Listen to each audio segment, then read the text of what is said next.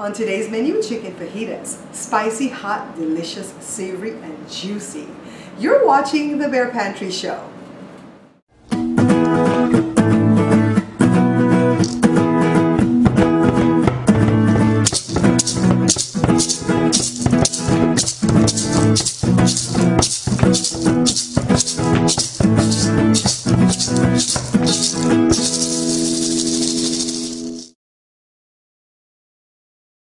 I'm using chicken thighs, so I took 4 pieces from the packaging, put it in this bowl with some distilled white vinegar, a little bit of water, and I'm going to get it washed up because you know as Belizeans we wash our meats with vinegar or lemon juice or lime juice.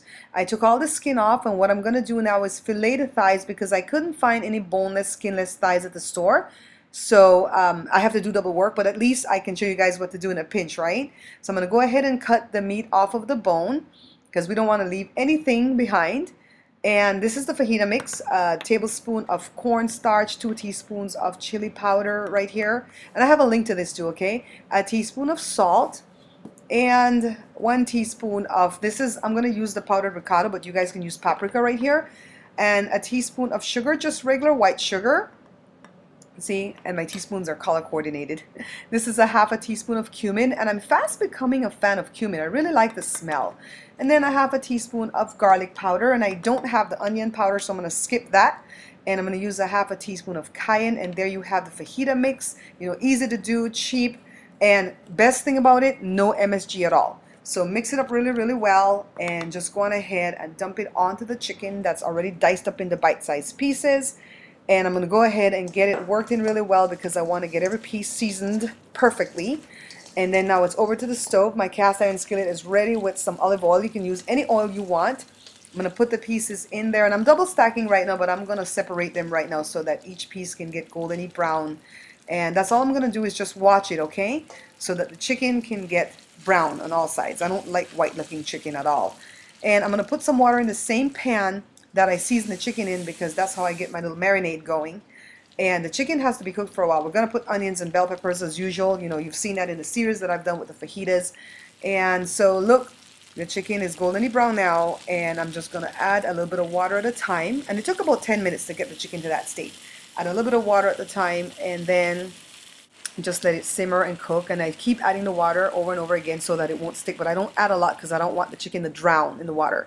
So now it's time to add the vegetables, the onion and the bell peppers, and just go ahead and let that cook. And this is going to cook for about 5 to 8 minutes thereabouts. So this whole meal takes about 40 minutes total, okay? Because I want to make sure that the chicken is cooked well before, you know, we start adding the vegetables and stuff. So take a look. I want to reduce down the water. See? Look, beautiful. This is ready. All we have to do is grab whatever tortilla we need, corn or flour, and just dive in. Don't forget to check out my website to purchase copies of any of the books. Go to bearpantryshow.com and click on the store tab.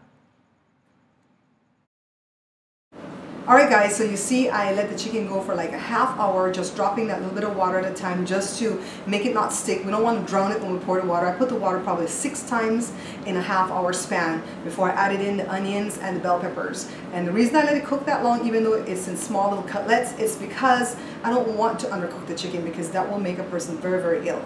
And so when I go out to eat, I very seldom get chicken fajitas or anything chicken because I don't really know how long they've cooked it for. I'll do like beef or shrimp or something else because basically I don't want to get sick because I get sick a lot when I eat out. So anyways, this is just a wonderful, wonderful dish. It'll serve like 4, and you can eat it with corn tortillas or with flour tortillas. And so, so far in the series, I've had the shrimp, the steak, and the chicken, like I've said. And in the future, I'm going to do a meal where we can put all 3 together, and that's the kind that Joe used to buy when we used to go eat at this one Mexican restaurant. He used to always get the one with 3 combined. I would never do it because I'm like, I don't know how they cooked it, if they cooked it all together. I'm so chicken. Anyways, this is wonderful, and I've showed you guys before in the other videos how we heat up the corn tortilla in a little skillet with a little bit of olive oil, and that gives it some body so that it's not like breaking apart on you when you make your fajita, okay? So this is a wonderful dish. I'm going to taste a little bit of this, but this is basically for my son Jory because he doesn't like the beef and he doesn't like seafood, so he doesn't like the shrimp one. So this is actually for him, and I'm sure he's going to enjoy. Thanks so much for watching the show. If you like the video, hit like below for me. Share it with your friends and family. Thank you for picking up my books. And until I see you guys again, take care. Where were you on the night of? Huh? I know you ate the food.